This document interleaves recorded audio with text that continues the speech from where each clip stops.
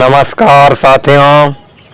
जब लड़का लड़की अपनी शिक्षा पूरी कर लेते हैं तो उनकी चाहत होती है कोई अच्छी सरकारी नौकरी पाने की, कामयाबी का शिखर छूने की, समाज में पद प्रतिष्ठा यश सम्मान पाने की।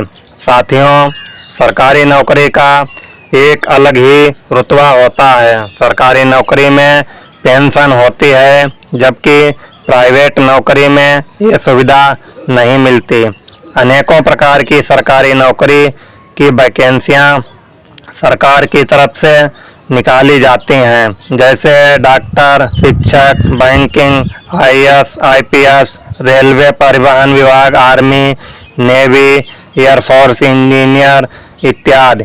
साथियों, इन सरकारी नौकरी को पाने के योग क्या आपकी जन्म कुंडली में है? क्या आपको सफलता मिलेगी?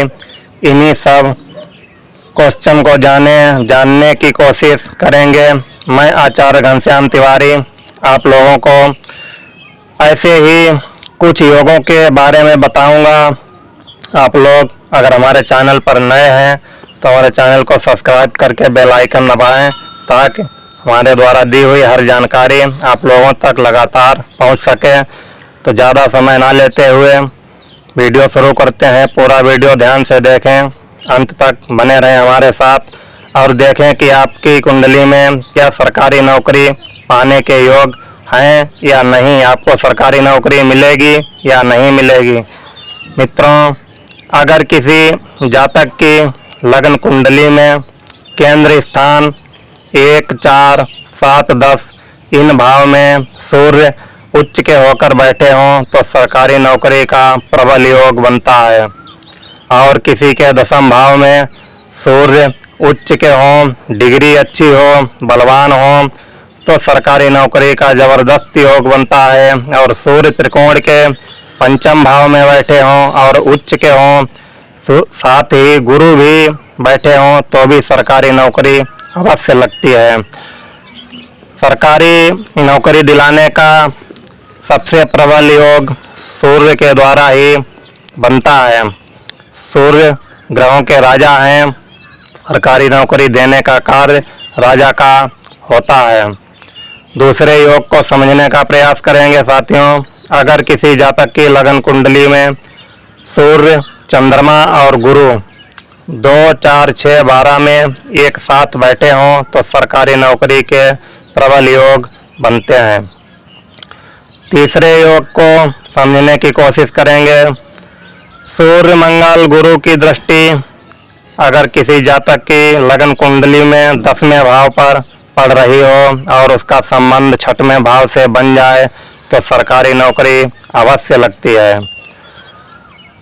एक और नए योग को जानने की कोशिश करेंगे साथियों। अगर लग्नेश केंद्र के भाव 1, 4, 7, 10 में शुभ ग्रहों के साथ हो तो सरकारी नौकरी का प्रबल योग बनता है।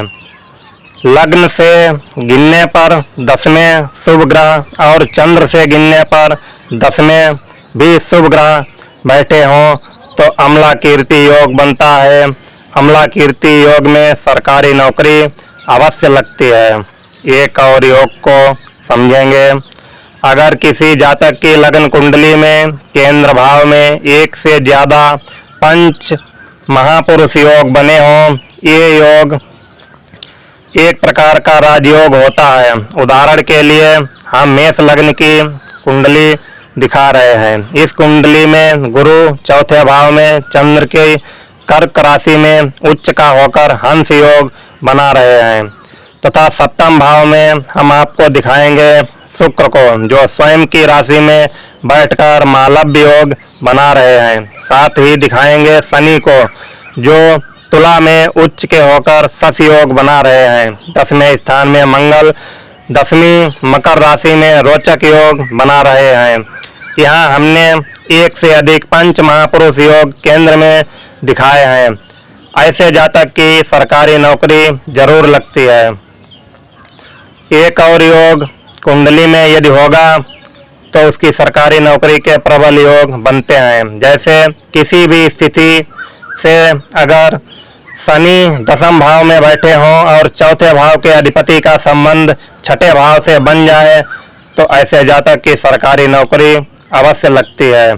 साथियों, ये कुछ महत्वपूर्ण योग थे जो अगर किसी व्यक्ति की लगन कुंडली में चाहे लड़की हो चाहे लड़का हो अगर बने हैं तो अपने जीवन में उसे सरकारी नौकरी अवश्य मिलती है। ये वीडियो ज़्यादा से ज़्यादा लाइक करें, शेयर करें और अगर कुछ समझ में ना आया हो तो कमेंट करें। 30 मिनट के अंदर आपको समझाया जाएगा। साथियों, ऐसे ही अनेक वीडियो पाने के लिए हमारे चैनल को सब्सक्राइब करें। नमस्कार।